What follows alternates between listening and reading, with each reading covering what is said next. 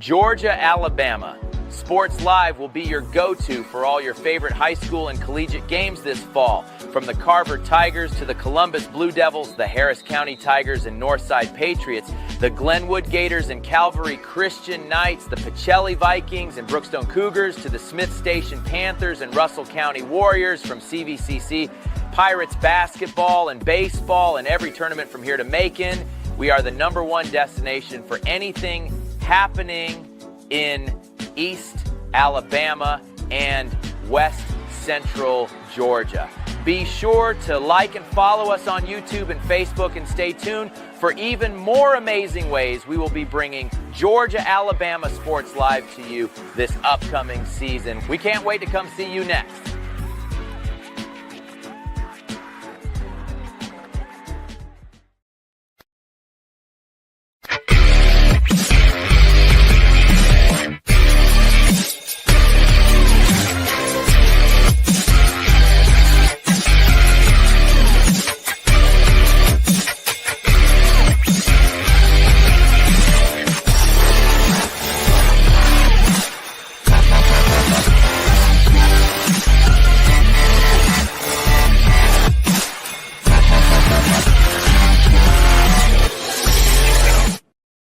What's going on, everyone? Thrift Barringer here with Richard Holdridge. He's updated his virtual studio. You know it's about to be 2025. What is going on, everyone? It's the Georgia Alabama Sports Live show. And Richard, this is our final show before the new year.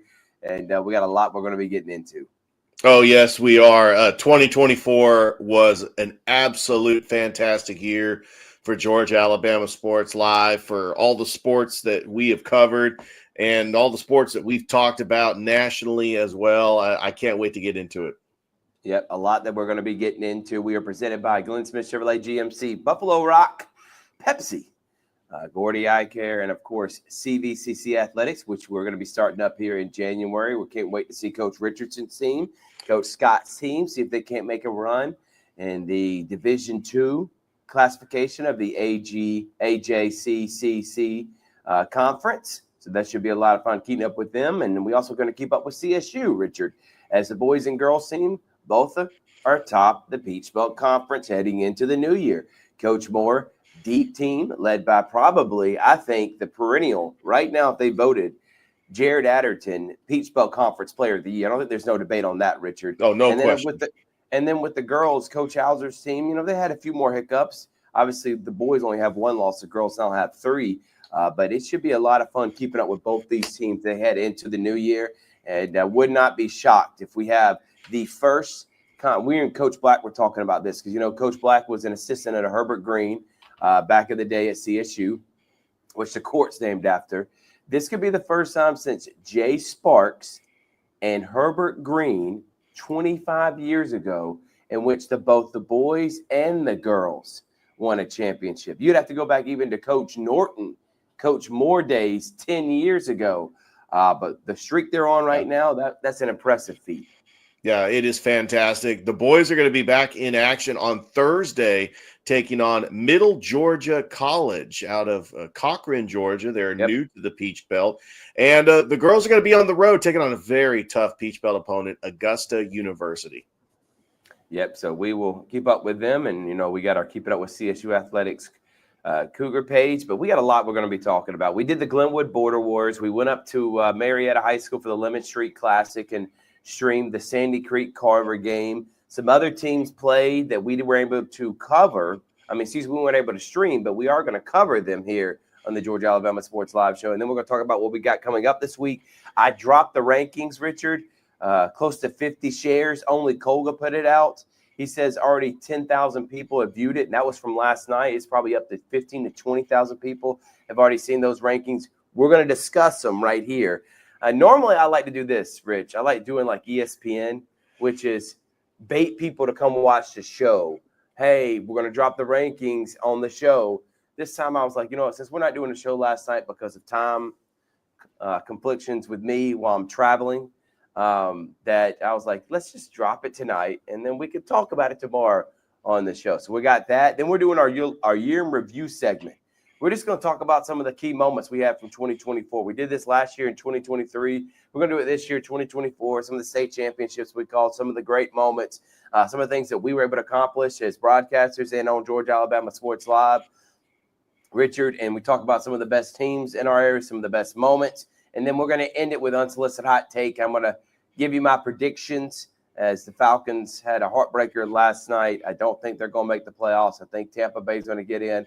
And if I'm being frank with you, I think Tampa Bay's a better team right now when fully healthy. I honestly don't have a problem with that. We'll discuss that on Unsolicited Hot Take. But first, let's talk about Border Wars. And, Richard, I'm going to let you talk about Border Wars because both days you did the first 5 games of the day. In total, Richard, I think you called 4, 5, 6 games on Friday, and then on Saturday another 5 more you produced and did color with Mike Peacock. So that's 12 games, Richard, or 11 games you did in 2 days. It was an excellent tournament. We had some after dark basketball. I know Noah wasn't done till literally at the stroke of midnight on Saturday. We got done on Friday. I got done with a call with you, Richard, against Marion County in Glenwood about 11:48, but great tournament as always put on by Coach Purdue. Absolutely. A fantastic tournament for the first time featuring public schools. We got a chance to see Chatco and Marion County as I was on the call for Chatco Lee Scott. And I'm glad we did Chatco, Richard. And I'm going to give you credit for this. Chatco, for one, has got several Columbus natives, Malachi Lyles, Christian Brown, and specifically, I think the most improved player in the area, Champ Simpson. And you were like, man, we should do some Chatco. And I'm like, I guess. And now it's showing. I'm glad we did it. We got close to 8,000 views off of those streams, Richard. So great job by you for wanting to do those Chatco Lee Scott. And then ended up being a classic. Oh, it was an all-timer. That game between the Chatco boys and the Lee Scott boys, you had Hayden Harper, who had 30 points, Champ Simpson with 29 points. Wow. And Lee Scott, they had a chance to win the game. Chatco. How about Chatco? The Chatco Panthers going 2-0 in the Border Wars as they defeated Lee Scott the first day. And then Glenwood. Yeah, and they defeat Glenwood Champ Simpson on a buzzer beater. I mean, I'm telling you, I talked to the Chatco coach. I don't know about you, Thrift. I'm intrigued about possibly maybe live streaming some more Chatco games. Yeah, before you finish on your final thoughts on the Border Wars, I do want to add, I was fighting hard about putting Chatco in our top 5. But then I just thought about it, and I'm like, we haven't put them in all year, and now after they beat Glenwood and Lee Scott, we're just going to throw them in there. But I promise you, Champ Simpson, you're still going to get an award. You're still going to be recognized. Not ready to add Chatco to the 16-team list, but if they keep winning the way they are, we may have to throw them in this year. They definitely are in next year in terms of our coverage and our streaming. But this year, Richard, maybe we're going to have to wait a little bit. I was really fighting hard on that. But there was other great games. Jonathan Gordon, and they almost beat an undefeated Deerfield-Windsor team who is ranked 2nd in the state behind Pacelli boys. I was really impressed, and he's doing this again without Dylan Hostin. Just all in all, just a great 2 days of basketball, man. It really was, and I was glad that we got to live stream Valley and Deerfield-Windsor. We also got to live stream both the girls and boys for Tuscaloosa Academy. So we were branching outside of our Chattahoochee Valley coverage area and getting these schools like Morgan County out of Madison. I was talking to the coaches. They're in Callaway's region. Also, Terrell Academy out of Dawson. We live streamed Terrell County in football earlier this year, but Terrell Academy, which the girls are only got 1 loss. I expect the girls and Deerfield-Windsor girls possibly could meet in the state championship at Columbus State University. I mean, some of these GIAA schools we're very familiar with, especially with our coverage on GIAA.tv. Yeah, exactly right, Richard. So it was a lot of fun being able to do that. The Glenwood boys, that was the first time they lost. They didn't remember the boys and girls did not lose last year or the year before in the showcase. This is the first time Glenwood's lost in quite some time. Yeah. In the Border Wars. I think they were 6-0 in their last 6 games that we've been streaming since 2022. 6-0, Richard. And now that is 6-1 because of Champ Simpson. What a performance. What a call by Noah Shelton. Just another great time. Thank you to Mike Peacock. Also thank you to Brandon Schwobel, Bain Robertson, and Riley Bamberg. Guys, we did a 3-camera shot. It was an incredible production we put on Friday night. So thank you to them. Thank you to Chris Gates and Noah doing the late night games, you and Mike doing the early day games on Saturday. All in all, great team effort, Richard. That's 7 games on Saturday that we did. And then on Friday, we turned around and we did another 7. So 14 games in 2 days. And then last week, counting the showcase, that is 25 games in 1 week.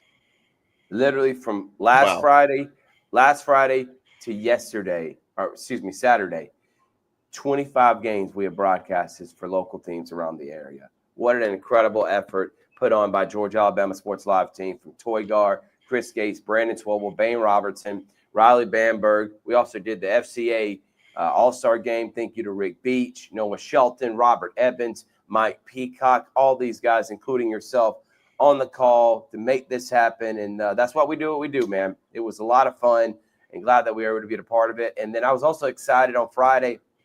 I was like, Chris, this Sandy Creek Carver game is massive, man. It is massive. You got defending 3A state champions, back-to-back 3A state champions, Sandy Creek, a rematch of last year's Final Four against Carver. You got the number 5 and number 3 team in 3A taking on the number 1 team in 2A.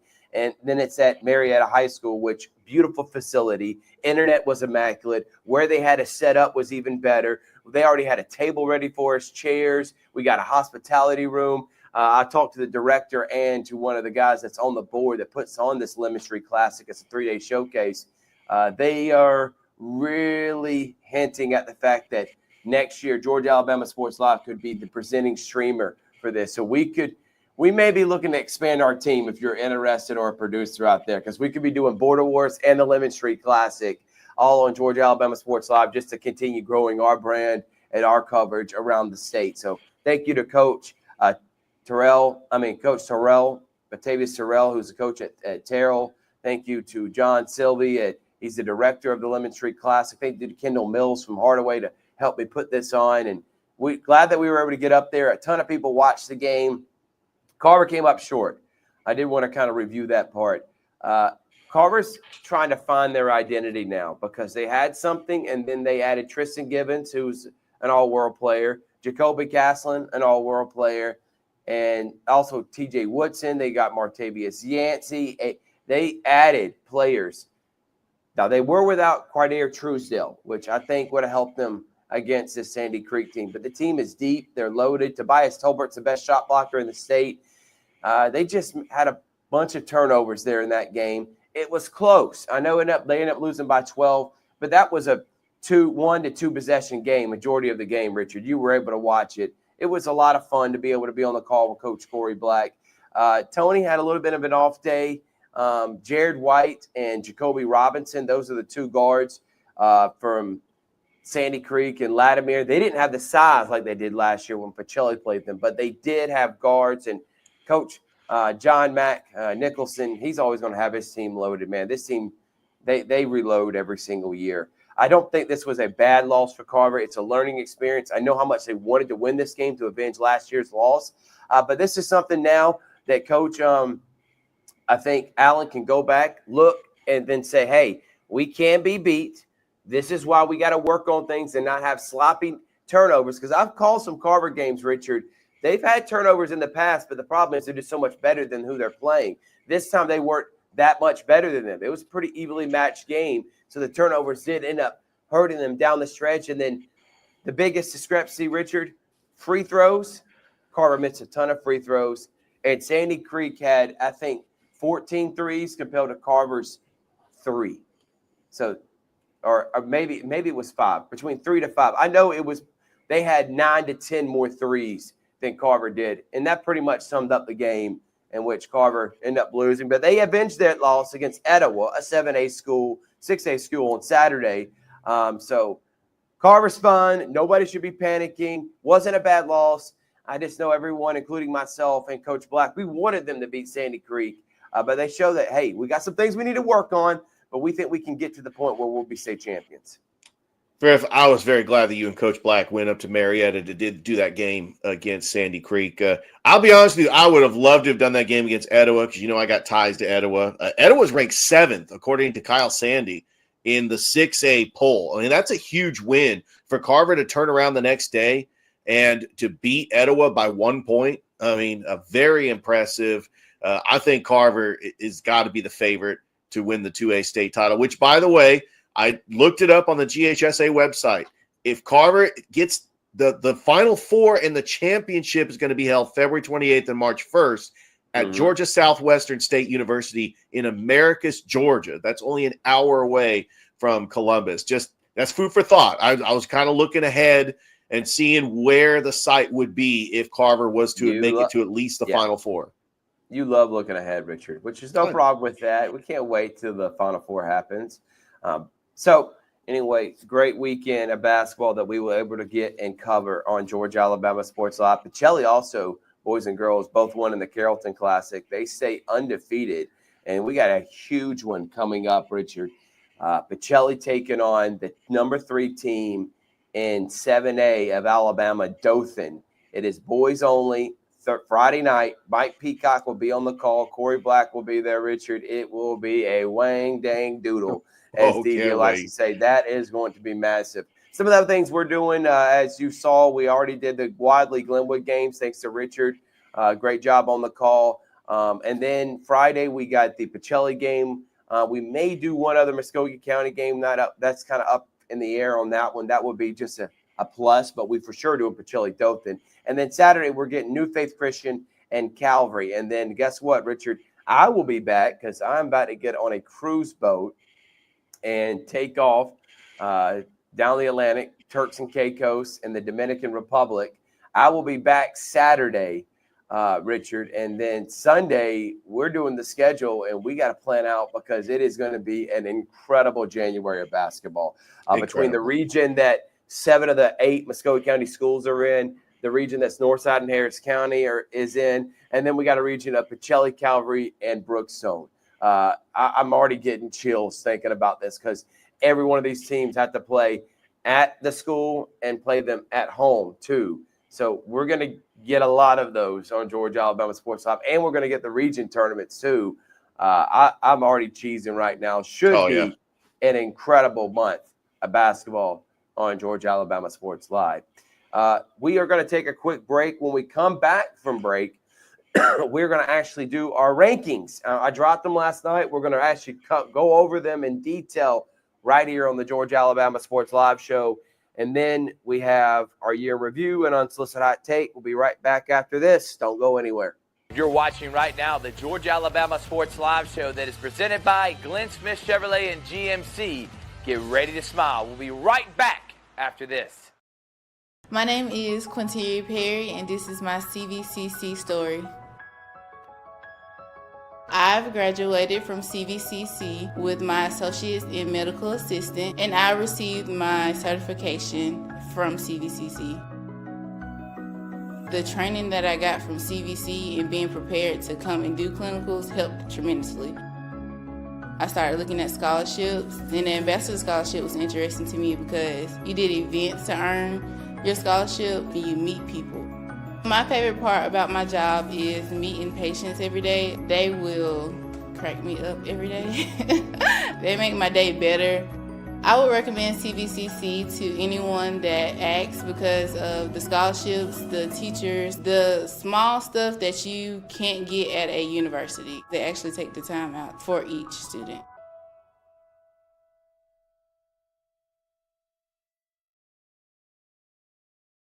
Welcome back here on Georgia Alabama Sports Live, and it's time now for our rankings.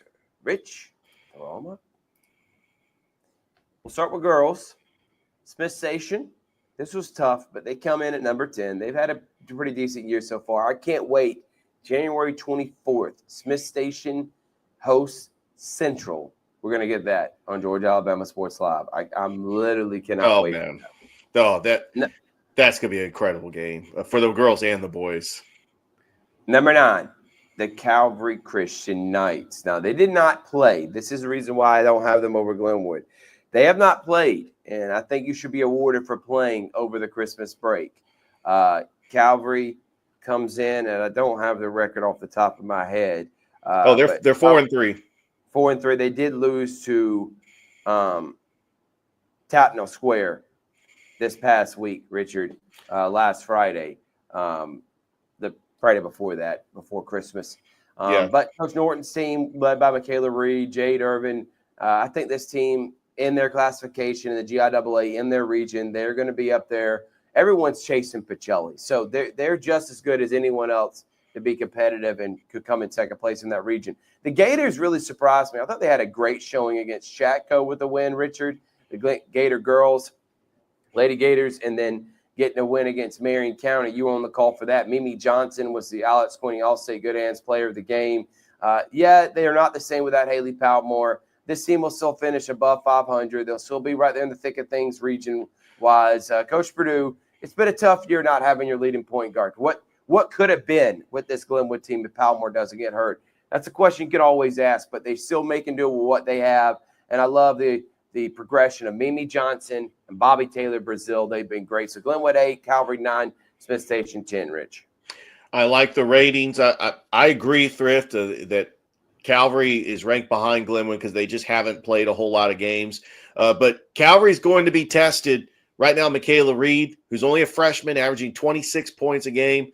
They will have a massive region game starting with Strong Rock. And then next Tuesday, January the 7th, they are playing Pacelli. I mean, that is going to be just a barometer to see where Calvary Christian is in the GIAA. As far as Glenwood, just 2 great wins in the Border Wars. I think that Mimi Johnson has done a fantastic job filling in for the injured Palmore. And Bobby Taylor Brazil is that post player that you want inside, kind of like what TK Davis was doing last year. And she's stepping up. You have Claire Graham, Clara Crisco.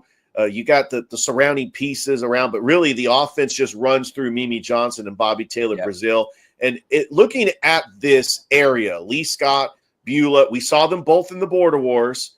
We know Lee Scott's going to be strong, especially with Clark Yvott. She is coming back as a freshman. She's their best player. You got Kesey. Lee Scott's going to be a tough out. But I do think that the Glenwood girls are the favorites in this area. We've seen Beulah already. I don't know a lot about Dadeville, but I think that they win the area or at least compete for the area. And that means a playoff berth. You win the area, you make the playoffs in the AHSAA. So exactly right. You got to put Glenwood up there as one of the favorites.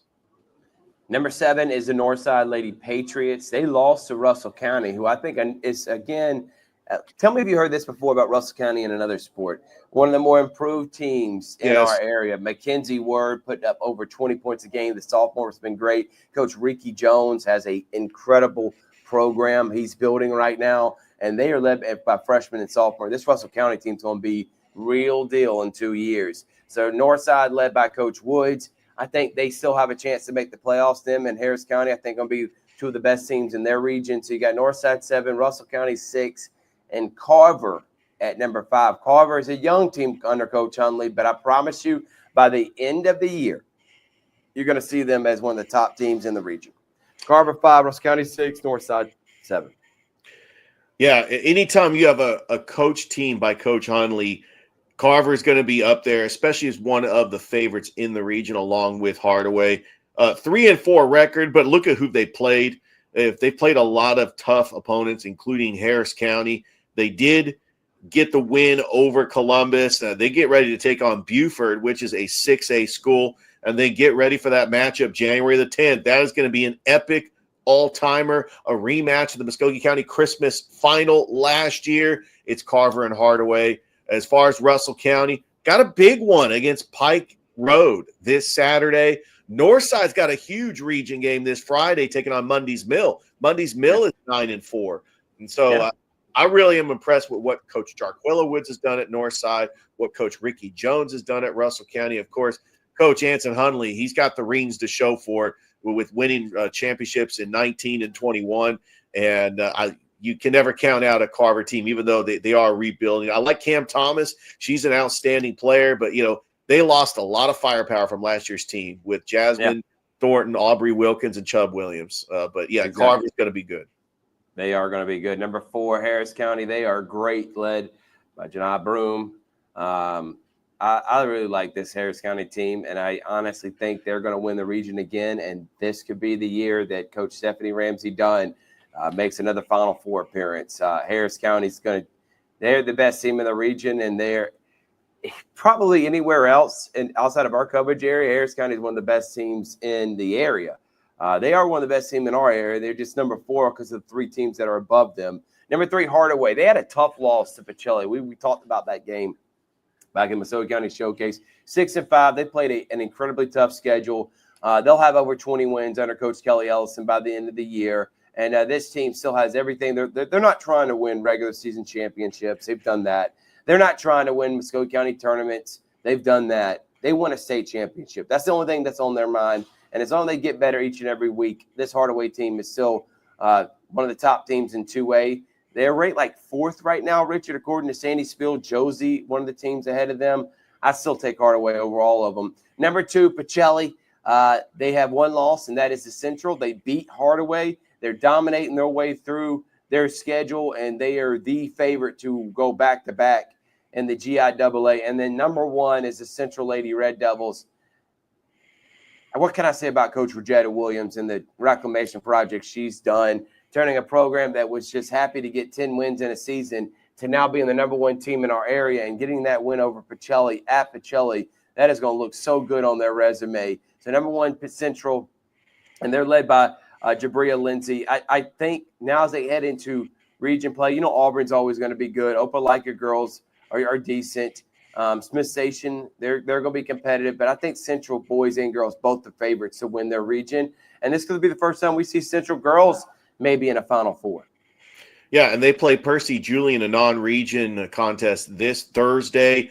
I want to talk about their 3 losses to 6A Carrollton in Georgia, to 6A Lowndes in Valdosta, and then they lost to Bob Jones. And we know that Bob Jones is one of the top teams in 7A in Alabama. Jabria Lindsay, her point total is a little bit down this year, but she's getting her teammates involved. I mean, how about Garrett Griggs?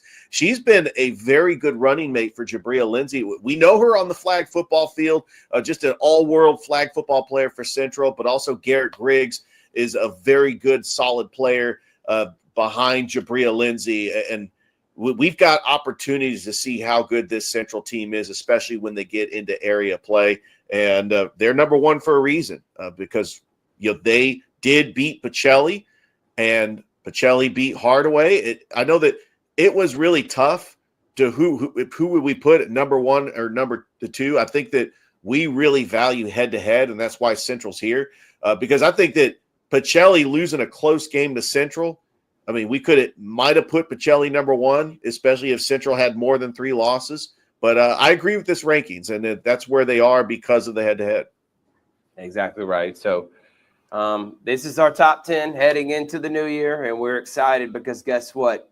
Hardaway has to play Carver, and, Northside has to play Harris County. Glenwood and Calvary play, but Calvary and Pacelli are in the same region. You got Central and Smith Station. We're going to get all of them on Georgia Alabama Sports Live. Let's throw up the boys real quick, Richard.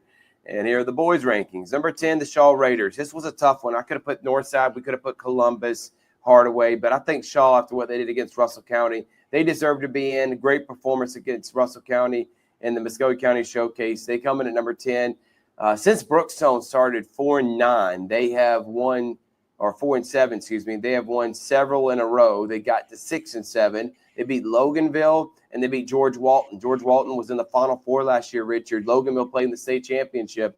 Brookstone has beaten everybody in the GIAA. Now, they've lost pretty much all the teams outside of the GIAA. But Brookstone comes in at number 9. Smith Station, number 8. How about Coach Ingersoll's team? Cannot wait for them hosting Central January 24th. So Smith Station, they come in over 10 wins already so far during this season. It's going to be tough for them making the playoffs because you got Auburn, you got Opelika, you got Central. You got a bunch of good teams in that region, Richard. It's going to be tough for somebody's getting left out. But Smith Station is well coached. They play hard. They play fast. And I think they're going to give Central a run for their money when they host them. But 8, Smith Station.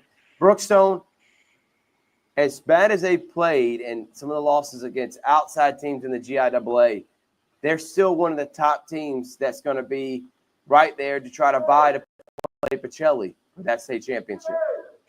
Yeah, Smith Station had just a tough time in their tournament. They did beat Niceville, but they lost 3 out of 4 over the holiday break. They get ready for a big game on the road next Tuesday, taking on Auburn. We'll see how good the Smith Station team is. Brookstone gets ready for their GIAA play as they will host Westfield School next Tuesday. Looking forward to that. And the Shaw Raiders, I mean, I agree with you, Thrift. They're here at number 10 because they beat Russell County. And I think when healthy, when you have a player like Alenzo Talley, when you have a player like Denson and the newcomers like Hunter Houseworth and Christian Gibson, I think that Coach Horton's team, Coach Dickey's team is going to be ready for region play. And we've got some fantastic matchups. They play Spencer next week. As once they get into region play, we'll see how good this Shaw team is, a team that was on the doorstep of the playoffs last year. But this year, I think they could be one of those 4 teams that makes the playoffs in the region. Number 7 is Russell County. How about the Warriors, Richard? They always are a great team. They're one of the most well-coached teams in our area. I think they're going to be right in the mix of trying to repeat and making the playoffs again and trying to be region champs. So number 7 is Russell County. Number 6, how about the Kendrick Cherokees? They are the talk of our area. 11-1 on the year. I told Coach Dye after the game at the Muskogee County Showcase, y'all are moving up big time. Mega move. And they went from tied for 10th to number 6 in our ranking. So Russell County, number 7. Kendrick, Richard, I know you put them at number 8, but I was like, I think they deserve to go up, man, because I think Spencer and Sumter County, those teams are going to vie, I think, for who's going to come in second behind Carver. But the Cherokees, number 6. And then Glenwood, number 5. Now, I know they lost to Chadco, but I still think the Gators are going to be competitive in their region. They still got to play against Lee Scott. Should be a lot of fun watching that. But Glenwood, number 5, Kendrick, 6, Russell County, 7. That's where I have them. What do you think about those? I agree. Glenwood, once they get into area play, I do think it's going to be a battle between them and Lee Scott to win this area, and it might end up being a playoff berth for just one. There might be a team that might miss the playoffs altogether because that's how area play works in Alabama playoffs. They were without Mason McCrane when they lost to Chaco. They do, play Pike Liberal Arts. They actually will go on the road on Friday to take on Northeast Methodist, who was featured in the Border Wars. They're out of Dothan, and then they're back at home against Pike Liberal Arts. I mean, we already know when they're going to play Lee Scott Academy. We'll be there for that. As far as Kendrick, 11-1, and they are led by their sophomore sensation, Noah Harris, averaging 15.7 points a game. But it's also Cash Elder, Casey Lott, Tristan Johnson, and you have some great players that Coach Dye has, and I'm very interested to see how Kendrick faces their first region game is going to be next Tuesday against Columbus. By the way, Tuesday of next week is going to be a massive game. There's at least 5 or 6 games that are going to be like must watch. And so, and then finally, Russell County. The job that Coach Ronnie Battle has done, I admit, they're going to have a very tough game against Pike Road this Saturday. But Russell County coming in at 10-4. They are led by their leading scorer, Tamaje Mackey, and then Kingston Henry. You also have Antonio Lockhart. You have Josh Battle. So he's got a deep team. Russell County has got to be one of the favorites to win their area like they did last year. But, having to face a tough Pike Road team, you look at their area, it is pretty tough. They got Rehoboth, which is a newcomer in the area. Rehoboth is 10-7. And then Pike Road right now is 13-6, and you also have Park Crossing in the area as well. Yeah, so number 5, Glenwood. Number 6, Kendrick. Number 7, Russell County. Those are your top 10 through 5. Number 4, the Spencer Green Waves. Now, they do have, last time they played Calvary. They have a week off. They do have Sumter County coming up on Friday, and then they have region game on next Tuesday, January the 7th. But I think this is the second best team in the region. And we get Carver Spencer. Remember how excited we were last year for the Muskogee County Christmas Tournament Championship. We get them twice this year. Now they play at Carver at the beginning of January, and they host them at the end of January towards the end of the regular season. But with guys like Carey and then Josh Sheldon, they got elite shot blockers, guys that can make shots. Jacoby Knight coming off the bench. I like this Spencer team a lot. This is where it was tough because these three teams, man, are elite, and I love to see them play each other. Pacelli's undefeated, but I don't think they have a win like Carver does against Lee County and like Central does on their schedule. By the way, Central's playing in the semifinals tonight in that mega tournament that's got teams like Milton, who's ranked top nationally. What a job by Central. That's why they're number one in our rankings. But Pacelli, if they beat Dothan, I may have to start moving them up, Richard, but they come in at number 3, undefeated, defending champions, leading scorer. Michael Rose coming off injury. He's starting to play good. You got Jalen Bush, the leader and defensive player. This team is deep. They're loaded, and I like Pacelli a lot to repeat as state champions. And how about the start for Coach Calvin Thomas in his first year, undefeated. Carver did have a learning experience against Sandy Creek, but that's their only loss, and I think that maybe their only loss the entire rest of the season, looking at the rest of their schedule. And then Central, of course, they played the toughest schedule out of anybody. They've gone to so many different tournaments across the state of Georgia, Alabama. They're in Tennessee right now. So number 1, Central, number 2, Carver, number 3, Pacelli, and number 4, Spencer. I do want to start with Pacelli. I do think that Calvin Thomas is got to be the favorite to win Coach of the Year in the GIAA. The job that he has done taking over for Coach Corey Black, to have Pacelli, who lost Jaden Ford to Central, to have them undefeated up to this point, they've got to be the favorites in their area. They do have some tough opponents like Strong Rock. You know that Calvary, when healthy, I think Calvary can go, make it a game against Pacelli. But I think that this is the favorite to win the GIAA champions once again. I think the job he has done has been fantastic. Carver is just deep.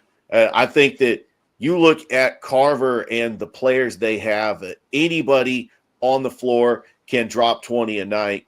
And then when they get into region play, you got to put Carver as the favorite. And then I think that the Central Red Devils are just playing on another level as well. When you have Jacoby Hill and Jaden Ford and you have Bryce Dawson, you have just a deep team. Coach Burkett is getting his team prepared for a very tough area. You're having to face Auburn. You're having to face Smith Station. Opelika is more improved this year. They get ready to take on Percy Julian this Thursday. I'm really impressed. Either one of these teams are interchangeable, 1, 2, and 3. And I kind of wish they could play each other, but I don't know. The schedule just doesn't work out for where they could play each other. But I love the ranking so far. I do too, and I want to say a couple things. Pacelli may have the best record out of all 3 teams. Also, they play in a little bit, I'm not saying it's super easy, but it is more competitive in the regions Carver and Central play in, obviously.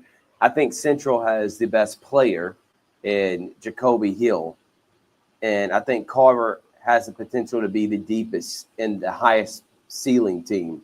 You're adding Gibbons, Caslin, and Yancey to a team that was already deep. They're about 9 or 10 deep, man. And they're 9 or 10 deep for guys that would be leading scorers.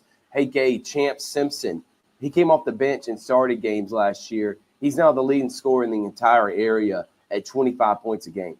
Like, that's how loaded and deep this Carver team is. So here's our rankings. We hope you enjoyed them. We're going to do them again starting after, not next Sunday, but the Sunday after that. We're going to do it each week, updating the rankings, because we're going to have a lot of games, region games, heading into the final part of the season. And by the way, we're going to be starting our GIAA show coming up January the 8th. That's going to be our first show that we are dropping. We are excited about that and can't wait to get it going. It's either January 8th or January 15th, but can't wait to get that up and running and back with the GIAA, as we'll be talking all the winter sports heading into the winter championship. So that should be a lot of fun. All right, let's take a break, Richard. When we come back, we'll do year in review and then unsolicited hot take here on Georgia Alabama Sports Live. You're watching right now the Georgia Alabama Sports Live show that is presented by Glenn Smith Chevrolet and GMC. Get ready to smile. We'll be right back after this.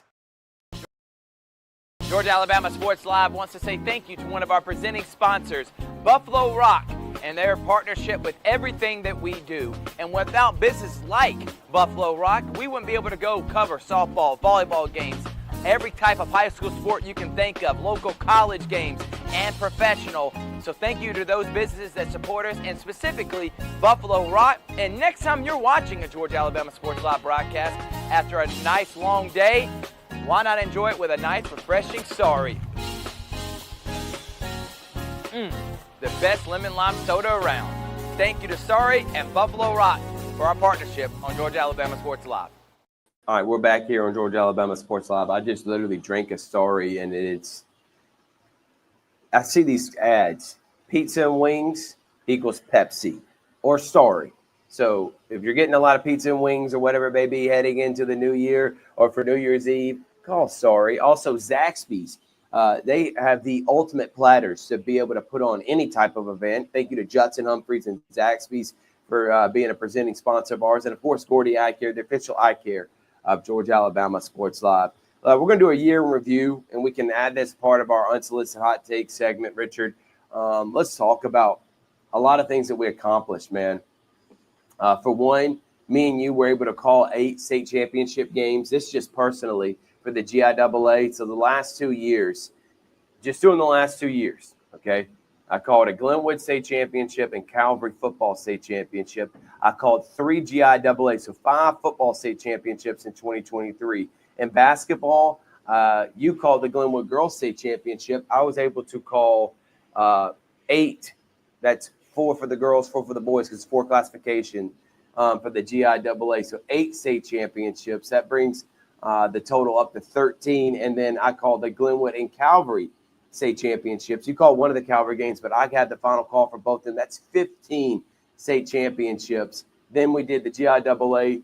We weren't able to do Calvary or Glenwood because of being in different classifications, but was able to call the state championship games for the GIAA. Me and you both did for that, Richard. I called 3 or 4. I think it was 4 games I called for that one. That's 19 state championships in 2 years. If you would have asked me a year and a half ago, would this be possible? I don't think so, man. And I think a lot of it had to do with our partnership, what we've created at Georgia Alabama Sports Live. And I'm going to be honest, some of the highlights, that Calvary game in which they had a tip ball. They got them all the way down to the goal line, ended up losing at the 1 on Coach Brunson's first year. That was fun. Calling the Glenwood Lee Scott game last season, that Pacelli game, that was fun in 2023. But in 2024, to call a state championship for basketball at Columbus State and to get Pacelli and Corey Black, that's a highlight, man. I think a highlight for us on Georgia Alabama Sports Live. But even more so, we got 2 state championships in 1 day in baseball back in May, Richard. That was an incredible amount of fun. What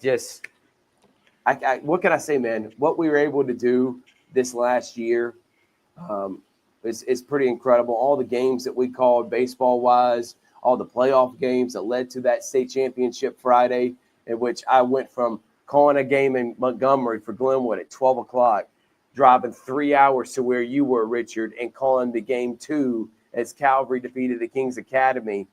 Just what can we say about the team that we have here? And then, of course, football this year was unbelievable, man. Over 70 games. If you add flag football, over 80 games. We called playoff games. We called some region championship games. I was just thoroughly impressed this football year. It took it to another level off of what we saw last year. Man, just great year. And we'll talk about the teams. I just wanted to give, like, personal and Georgia Alabama Sports Live what we were able to do. It was impressive. Oh, it truly was. I mean, it was the first full calendar year that we have covered just about everything on Georgia Alabama Sports Live, from baseball to softball to girls flag football to archery, of course, basketball and football. I mean, we had a baseball media day. I mean, that was the first time. I don't think anybody has ever done a baseball media day, and we spearheaded that. some of my memorable moments was calling that 27-26 baseball marathon, the 5-hour game between Kendrick and Spencer. Yep. I've enjoyed just calling some exciting the flag football quarterfinal where Columbus had to come from behind against Washington County to win that game with Serenity Hickman and Alexandria Lofton just playing pitch and catch out there. It's just been just a great year, and I look forward to 2025. I can't wait to see what we have in store for the next year. Yeah, Hardaway getting the game winner. That's one of my games I thoroughly remember. Sumter County Carver game that Carver just completely dominated this year in football. Harris County Carver, that was a lot of fun doing that with Rick Beach. I know. And then Rick Beach, how about him going and doing every single Harris County game, going on the road, adding Brandon Swobel, Dane Robertson, Noah Shelton, Mike Peacock, Rex Castillo, Montavious Walton, Riley Bamberg, all these guys that are part of the Georgia Alabama Sports Live team. Obviously with Chris Gates, me, you, and Toygar and what we did last year. Some of the football games this year that Hardaway Shaw ended up being a classic that came down to the wire.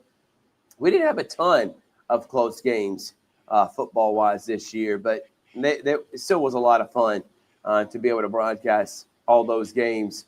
Richard, I know Brookstone Pacelli came down the wire. Dave Plata was on that. He's another guy that part of what we are building here. Baseball, calling those state championship games, the basketball games last year, Pacelli did against Sandy Creek when they played, all going on the road when they played Lee County. I mean, come on, man. And I think team-wise, some of the best teams. Obviously, Glenwood and Calvary baseball winning their state championships last year. You got to put them in the mix. The Pacelli girls and boys doing something we hadn't seen since Carver 2019. Both winning a state championship on the same day on the same court. And by the way, it's the court that Bryant Thomas used to play on and Corey Black used to coach on with CSU. That's an incredible story. Football this year, I mean, come on. Carver Tigers winning a state championship the first time we've had a Columbus school, Columbus Public School. Remember, Pacelli won in 2022 in the GIAA, but Columbus Public School won a football state championship since Carver in 2007. Incredible year. For them. Glenwood going undefeated in their first year in the AHSAA. What can you say about them? And then, of course, Russell County making the playoffs first time in 25 years. Incredible storylines, Richard, that we were able to all cover on Georgia Alabama Sports Live. Yeah, some of the storylines that I had, we're going to start with basketball. We talk about Central making it to the Final Four, Harris County girls hosting Cartersville, losing in the Elite Eight. The Columbus boys making the playoffs for the first time in 25 years. How about the Jordan girls making the playoffs for the first time in 12 years? You move over to baseball. We talked about Calvary and Glenwood. How about Brookstone winning a state championship as well? Holy smokes. I feel like such a buffoon because Brookstone, they were better than all of them. I thought they were the best team in the area. When we dropped our rankings, they were number one. Yeah. Glenwood was 2, Calvary was 3. Man, I cannot believe – Coach Mathis, I am so sorry. That was a legendary team that had a lot of talent. Yeah, and then Central ends up losing to Bob Jones in the state championship. But Coach Kehoe had just an incredible team for Central. Pacelli making it to the Elite Eight. Columbus playing a very tough Mary Persons team in the second round. Some of the other sports that we covered, the Columbus soccer team winning a state championship. Brookstone swimming winning the GIAA championship. And also – how about softball? Harris County winning the championship there. Calvary winning it for the Gaps. And then having to turn around and play in the spring and then go play in the fall. And then you have a young team and you make the playoffs and play in Columbus and get Central last year being the number one team in the entire country, but ended up losing to Bob Jones. Central girls making a deep run, winning a state championship softball-wise. You made mention about Harris County and how elite they were. Northside make it to the Final Four. Coach Carasori take it over for Coach Jenkins, who leaves to go to Harris County in his first year at Harris County. Richard wins a state championship. So that's 3 straight he's won. 2 straight with Northside, and then he wins one with Harris County this year. How about flag football? Pacelli, unbelievably, 3 straight state championships. But no one was better than the Central Lady Red Devils. Yeah, they were the best team in the entire country. I think that 2024 was the year for flag football, especially on Georgia Alabama Sports Live. We called so many flag football games, and it's a very short season. It starts in October. We live streamed the Muskogee County Flag Football Media Days, and then we started getting into these tri matches. And I just started noticing Columbus and how good they were, and they were able to make it all the way to the state championship and lose to Southeast Bullock in overtime. They had this game won, Thrift. They were up 6-0 with 6 minutes to go with a running clock, and their defense just stopped Southeast Bullock the entire game. But Southeast Bullock, the champions they are, were able to make the plays necessary to tie the game, get it to overtime, and they win it overtime. But what a fantastic year Coach Christian Greer has done for Columbus as well. I want to add this too, Richard. So basketball-wise, obviously Central boys making it to the Final Four. Carver making it to the Final Four after going 6-25. Are you kidding me? Yeah.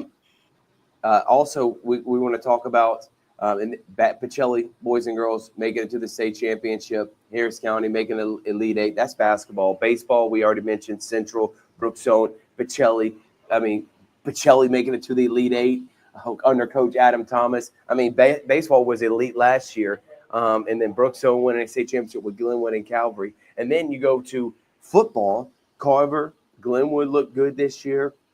Central made it back to the state after winning it last year and having 2 losses on the season. And we're thinking there's no way they're going to make it back again this year and end up losing to Thompson. How about volleyball?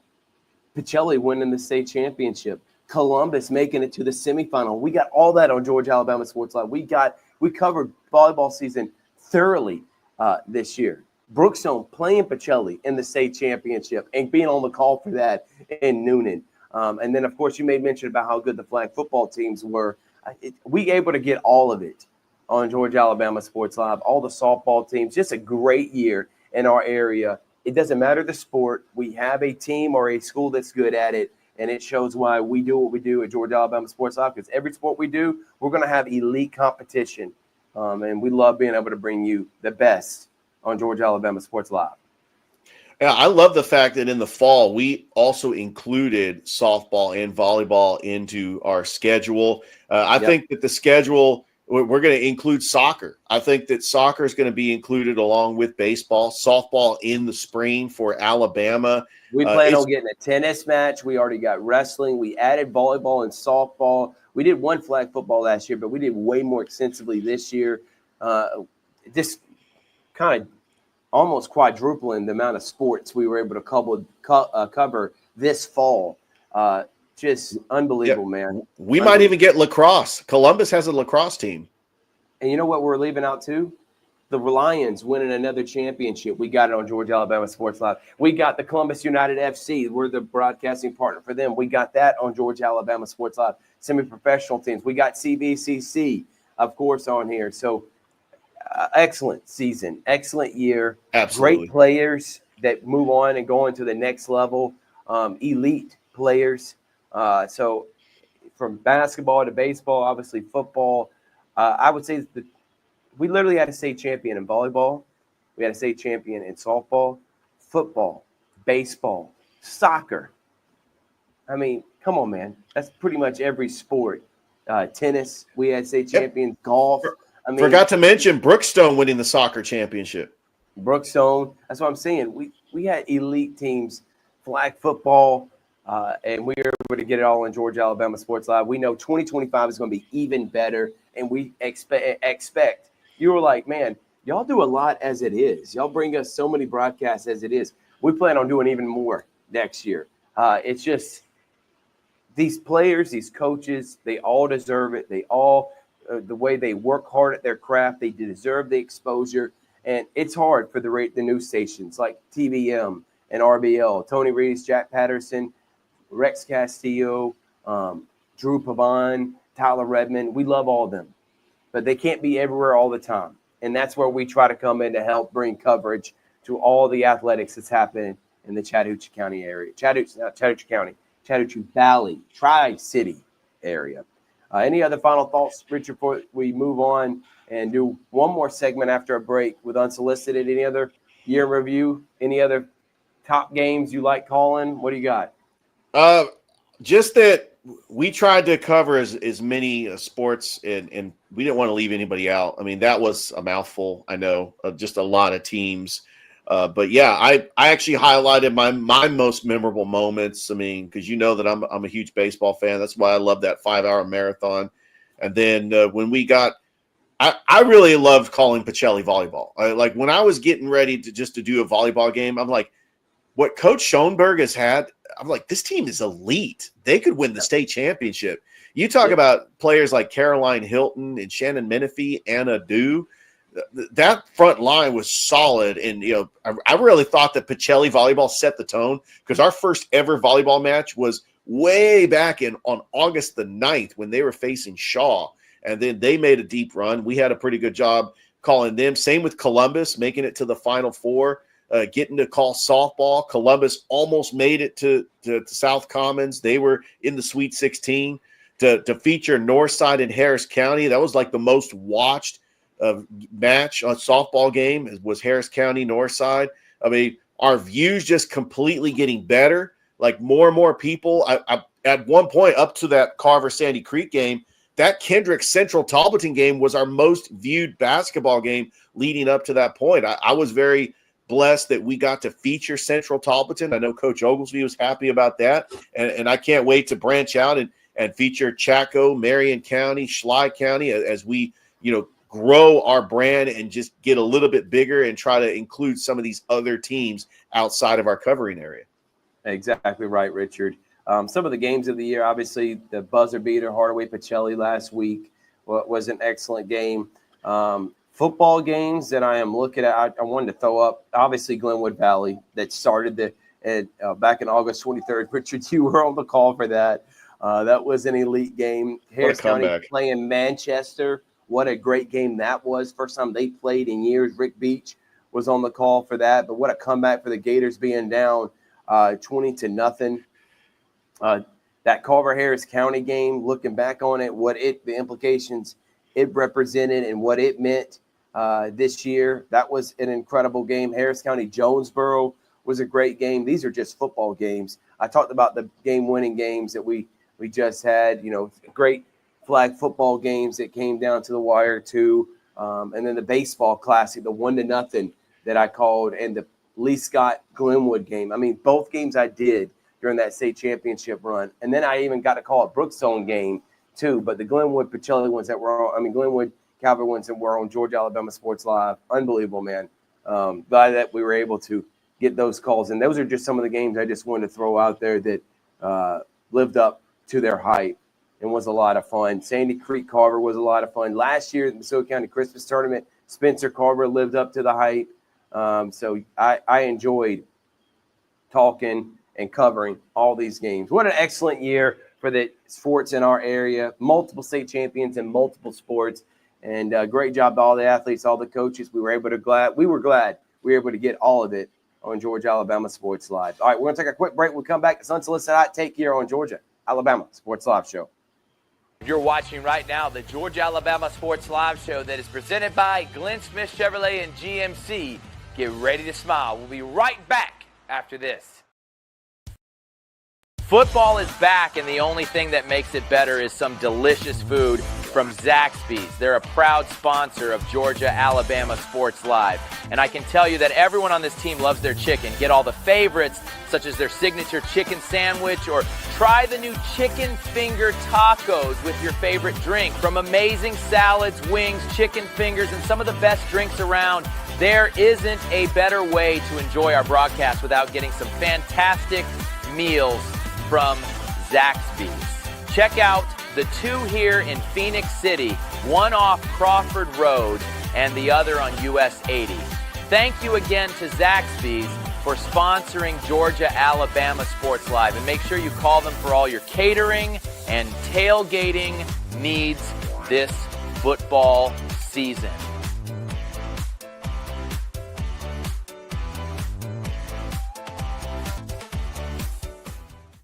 Another game I wanted to throw out there too, Spencer and Hardaway. Remember that came down the wire? Bobby Gary. Spencer was dominating Thursday night football. Halloween night.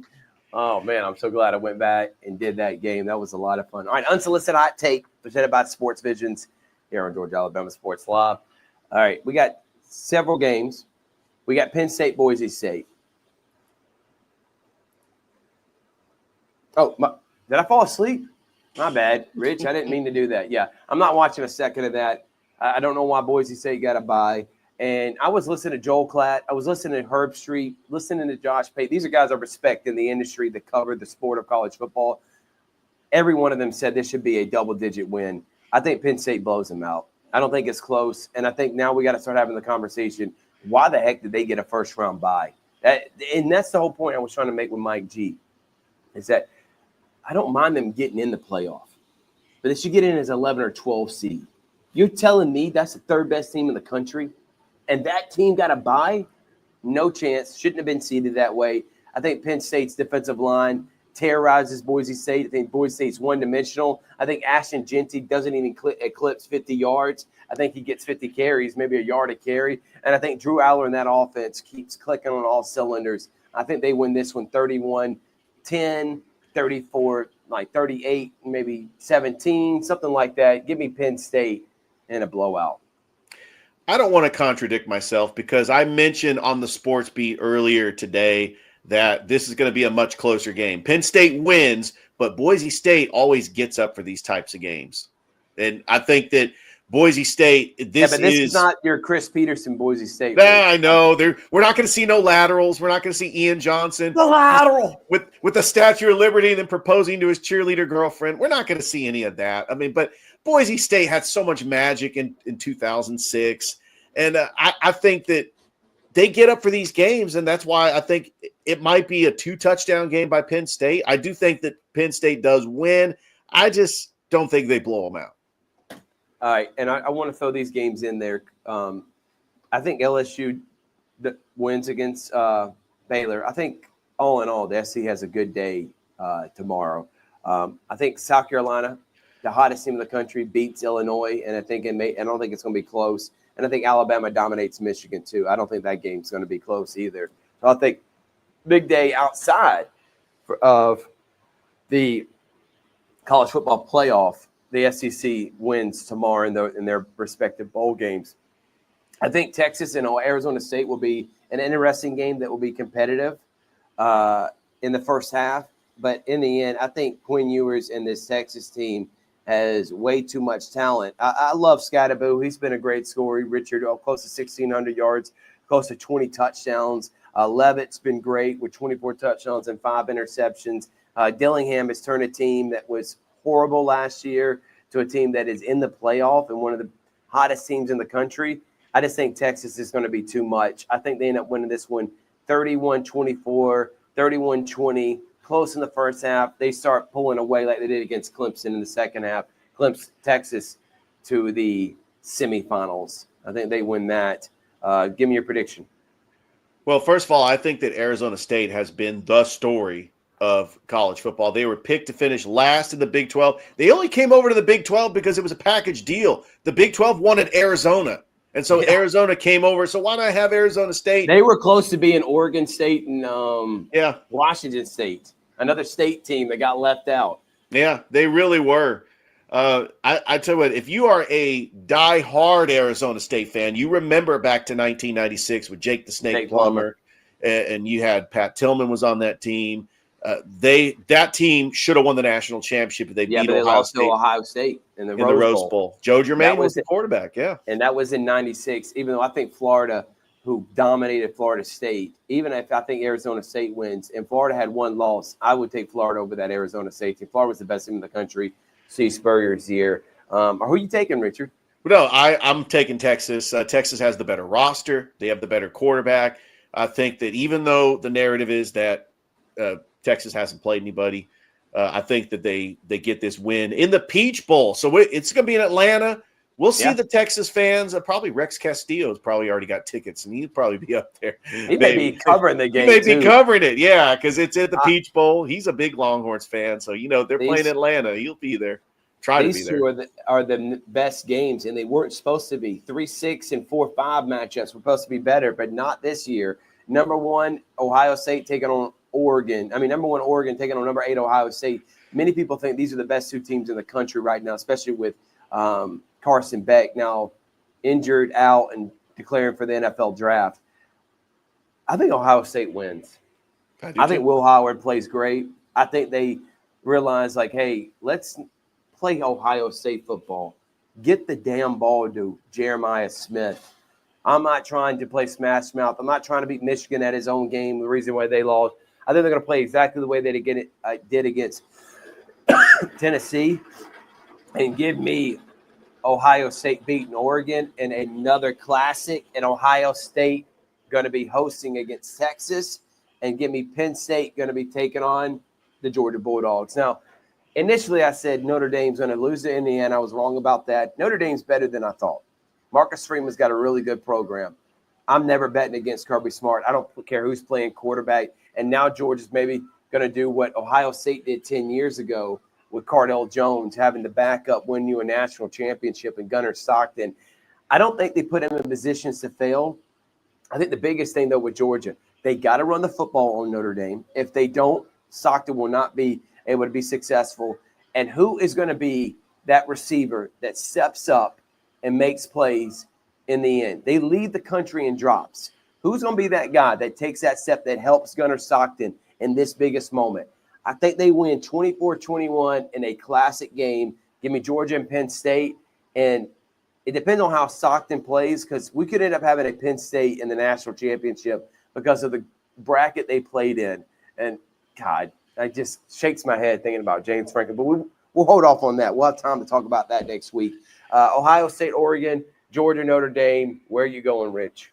I got Ohio State beating Oregon. I think they're the best team in college football, and it's not a hot take. I think Ohio State wins a national championship. I think they have the best roster. Jeremiah Smith is all world. Will Howard is just continuing to get better. Jack Sawyer on that defense. He's the heart on that defense. I think that Ohio State's trying to prove a point, and they're going to beat Oregon. I see them beating Texas in the Cotton Bowl, and then facing Georgia in the national championship where they're going to beat them. As far as this Georgia-Notre Dame matchup, I think this is going to be an all-timer. The last 2 times that Georgia played Notre Dame, I remember these games because I was so excited about these games.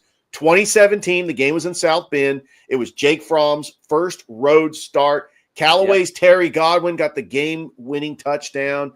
It was such an all-timer. And then 2019 in Athens, I mean, that was a CBS game. That might have been the most attended game in Sanford Stadium history. That game was absolutely insane in 2019. It was. And I do think that, Notre Dame and Georgia, we're going to start seeing like the line play that Notre Dame, we're going to look at the teams and think, wow, Notre Dame is better than we thought. I think this is going to be a great running back, Richard. Yeah. Can I throw this in there too? It's the first time these teams have faced in the Sugar Bowl. Yeah. It's 1980. And I was calling my man DJ Jones is down there right now live from the Sugar Bowl, in which he won a national championship when he was a player. Now he's covering the team, and they take on Notre Dame. Georgia does, to try to play for a national championship eventually. So that's going to be a lot of fun. So where you got, Richard? You got Ohio State, and you got who? I got Georgia beating Notre Dame in a close game. All right. We got to talk a little NFL. I believe in Michael Penix. He missed some key throws. He did. And if he hit some of his guys in strides, who knows? They may have won that game and didn't even need to go to overtime. But it's only a second start. That's a hostile, hungry environment in Washington to make the playoffs. I thought that was an excellent game. I thought he showed he has what it takes to be the starting quarterback. If he is, this team wouldn't need help because they would already be clinched the playoffs, I think, at this point. That's just in my opinion, but I think obviously he has shown that if he's played the whole year, who knows what this year could have been. If Young Wei-Koo plays that, he kicks that kick. The kick was on point, just short. It was. And I hate the NFL rule where if you score a touchdown, the other team should get a chance to respond, in my opinion. I do hate that. Washington makes the playoffs, wins 11 games. You know, Dan Quinn, the storyline, the coach from last year. Coach for many years, took Atlanta to the Super Bowl and got fired, and now he beats Atlanta, basically knocking them out the playoffs because I think Tampa Bay is going to beat the Saints next week because they host the Saints. Tough night for a Falcons fan. It was. It was, yeah. But even if you win, you know who you're going to end up playing? You're going to end up playing either the Lions or the Vikings. I don't think you're beating either one of those teams, even at home. So, in my opinion, what's one other game? It would have been nice to see your team in the playoffs. Yes, anything can happen. You are at home. But I think Tampa Bay's the better team when fully healthy right now. I think the Falcons have what it takes for next year now that you actually have a quarterback in Penix. I'm a believer. I enjoyed watching them play. Tough night, though, for the Falcons fans. They're going to finish 9-8 on the year and a game away from making the playoff and swept the division winner in Tampa Bay. Unless a miracle happens, I don't see it, Richard. I think Tampa Bay blows out the Saints. The Saints are a shell of themselves. And the Falcons are going to have a winning season for the first time since 2017 when they made the playoffs and lost to the Eagles in the divisional round the year after the Super Bowl. This Falcons team is improved. I know the expectations were to make the playoffs because they've got stars on defense like Matthew Judon, Justin Simmons, Jesse Bates from last year. And I think Caden Ellis has come on as probably a Pro Bowl defender. He's the leading sack leader. They got him over from the Saints, playing his second year for the Falcons. This defense was very underrated, but I kind of felt like Washington just controlled the tempo in that second half with those long, sustainable drives. The Falcons just abandoned the run. They were up 17-7 in this game, and I thought the defense did a good job holding the Commanders to a field goal where it was 24-17. But I tell you, I got excited. I was watching this game on my computer. When Michael Penix Jr. threw his first touchdown pass to Kyle Pitts, I think it redeemed Kyle Pitts just a little bit to get that game-tying touchdown. If it was less than a minute, I would have been okay with the Falcons going for two. But when you got a minute left, and by the way, the time management from Dan Quinn was terrible. 3 straight passes, and it didn't even take time off the clock. I know they were trying to go aggressive. You give the Falcons the ball back. They get to midfield with 30 seconds. You have 2 timeouts in your back pocket. What are you doing? What are you doing, Raheem Morris? Look, horrible clock management. Horrible for both coaches. Yeah. But I know that there are some frustrated Falcons fans that think that Raheem Morris should be a one-and-done coach. I'd give him I'd give him one more year. If they don't make the playoffs next year, he should be fired. But think about if you had Bill Belichick, you draft Penix, and you're a team that's 11-5, 12-4 right now. Think about that. That's what you could be. And say you're a team that's going to need an upset from a horrible team in the Saints on the road. Crazy things have happened, okay? Crazier things have happened. So I'm not saying it won't. I will tell you the last week of the regular season, I think Detroit beat San Francisco tonight. I think they blow them out. Your teams show themselves. They're poop. Get them out of here. So you're going to have 2 14-win teams. I don't know. That may be the first time in NFL history that we have 2 teams with that many wins at the end of the year vying for that number 1 seed. So that's the game of the week by far. Seattle's eliminated, so that Rams-Seattle game doesn't matter. Rams are already in the playoffs. I think Rams win anyway. So right now you got Tampa Bay and Atlanta. Those are the only teams vying for that final playoff spot. Well, you do have Denver. If Denver loses to Kansas City, I'm talking about in the NFC. Oh yeah. In the AFC, there's 1 spot left. It's a wild card. So the 1 spot in each conference. One is the South title in the NFC, and the AFC. Miami, Cincinnati are behind Denver.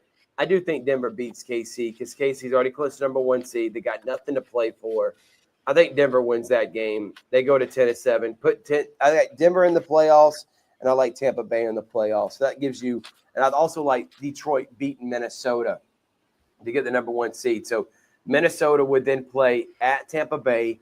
Green Bay is going to play at the Rams, and the Eagles are going to host the Washington Commanders. So that's a great first-round matchup. And then you're going to have Denver at Buffalo. You're going to have Baltimore hosting Pittsburgh. Now, if the Bengals beat the Excuse me. Steelers, if the Bengals beat the Steelers might drop to the 6th seed. So, yeah, Pittsburgh would be the 6th seed. The Chargers would move up to the 5 seed. Yeah, so Chargers. So right now it's Baltimore Chargers, and it's Pittsburgh and Houston. So still some seedings to be checked out. I'm still going conference championship. Give me Buffalo and Kansas City, and then give me on the other side. I think I'm going to go Rams, Lions, man. And that was my first pick at the beginning of the season, and give me Lions and Bills. I'm still saying par with my initial picks, man. And I think the MVP of the league is Lamar Jackson. And I like that pick. The Eagles are a dangerous team, but I do not trust Nick Sirianni in the playoffs. No, I don't trust that team in general. And I will say, if Saquon Barkley breaks Eric Dickerson's record, it's not the same because he did it with an extra game. And he's going to break it because he's 100 yards away. He'll get over 100 yards. They're going to make sure of that against Washington for him to break the record. But it's still not the same. I still think Dickerson would have the record because if he had played another game, who knows? That record may be untouchable. Yeah, I actually think that it's going to be the Lions and Eagles. But the Eagles, they're going to have a little bit easier path. I think they beat Washington as the 2 seed. They're going to be hosting either the Rams or the Packers. I think the Rams beat the Packers. It's going to be Rams and Eagles in the divisional round. I could see the Rams winning that game, but it's going to be bad weather. It's going to be in Philly. I think the Eagles, they get by the skin of their teeth, but I don't think it's because of Nick Sirianni. I think it's because Jalen Hurts and Devonta Smith and Saquon Barkley just are amazing players that, they're going to win in spite of their coach, and they're going to get to the NFC Championship where they're facing the Lions, an indoor team. The Lions are just ready. They should have went to the Super Bowl last year. They blew that 24-10 lead to San Francisco. Terrible aggressiveness by Coach Dan Campbell going for it on 4th down and he ended up going for it rather than kicking the field goal. They would have won that game and they would have went to the Super Bowl. Lions fans are hungry, trying to go to the Super Bowl for the first time ever. They haven't been relevant. It's been a long time since they've been this relevant. We could take it back to 1991. When they took on Washington in the NFC Championship. I think the Lions beat the Eagles in the NFC Championship to face the Chiefs in the Super Bowl. Yeah, well, we're going to find out. It's going to be a lot of fun. And guess what? The first round of the playoffs is also the semifinals. So the semifinals of college football playoff is next Thursday and Friday, the 9th and 10th. And then the 11th and the 12th, Saturday, Sunday, is the first round of the NFL playoff. So 4 straight days of playoff football for college and NFL. Buckle up for that one. So can't wait. Final thoughts on the Falcons. I don't know if I'm a believer in Raheem Morris. I thought Zach Robinson called a great game. The defense, lack thereof, and I thought that was going to be one of our strongholds. We spent a lot of money. Raheem Morris, a defensive-minded guy. Jimmy Lake. I'm with you. I'm going to give him at least a year. You can't do the one and done. You don't want to be that organization. But Raheem Morris showed last night, not at halftime, and then in the second half, horrible clock management, and could have been better. I just want to say, too, the Hawks have won now 3 straight games. They're 18-15. Big Rich, make that 4 straight games. Got a tough road trip, though. Tough road trip coming up, but I'm telling you, I think the Hawks are going to be a top 4 or 5 seed heading into the playoffs this year. Mark my words. And then, by the way, college basketball, that they start their conference play, Big Rich, Saturday in the SEC. Auburn plays Missouri. Auburn plays Missouri. You got Kentucky hosting Florida. I mean, jeez. Sign me up. And then the SEC conference play, I can't wait for. We'll talk about that after we get a few conference play games in. We'll start going into more detail. I'm going to give at least Saturday, and then you got next Tuesday, Wednesday, and then the next Saturday. So that will be 3 games everyone will have played in the SEC by next Sunday. So not this upcoming Sunday, the Sunday after that. We'll have Unsolicited Hot Take talking about college basketball. Any other final thoughts, Richard? I'm just thinking that the Hawks, back to the Hawks, they could end up having two players that finish 1-2 in Most Improved Player of the Year, Jalen Johnson and Dyson Daniels. Yeah, Johnson, though, 20-10 right now. I mean, he's a runaway favorite to win Most Improved. But Daniels has been good. He's kind of cooled off a little bit. But I'm interested in seeing what kind of major moves are going to be made. You got Jimmy Butler begging for a trade, and you got Pat Riley saying he's not trading him. What's going to go down? That's a battle of hard, ego-willed men.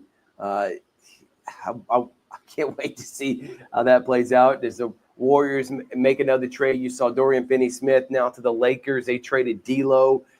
I think that gives them another swing player. If Anthony Davis is healthy, the Lakers are still going to be a team to vie for down the stretch. And then remember, Oklahoma City is the best team right now, and they're doing this without Chet Holmgren. So when they get him back, a lot of people think it's OKC Boston. I don't think I'm going to do OKC Boston. I think I'm going to do Boston, maybe Denver if they can go out and make a trade. But right now that West is it really is. It's up for grabs. So I don't know. I really don't know where I would go in terms of the Western Conference right now. Yeah, Memphis is the surprise team with Zach Edey averaging 10 points a game. John Morant's fully healthy. Jaren Jackson. It's going to be Memphis. Maybe it's Dallas. I can't wait. We'll talk about that when we get back from the new year. We hope everyone has a great new year. I'll be on a cruise boat. Richard will be calling basketball games, and then I'll be back stateside on Saturday, Big Rich, and then we're going to kill it. It's going to be another busy week. Thank y'all so much for that graphic up, Richard. Thank y'all so much for your support, the normal graphic here on Georgia Alabama Sports Live, for your support of what we've done over the last year. An incredible year, an incredible amount of views. We've already totaled the 1 million view threshold from between Facebook and YouTube in 2024, and we hope that we double that here in 2025. Keep supporting us, keep liking us, keep subscribing. We're going to have a website coming up here in 2025. We're going to be updating our Instagram, TikTok, and Twitter pages.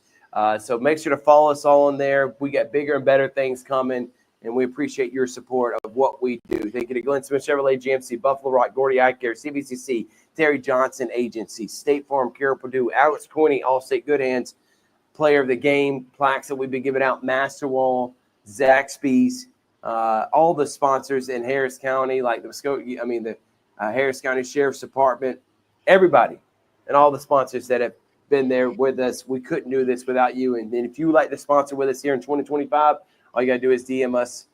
Any other final thoughts, Rich, before we get out of here?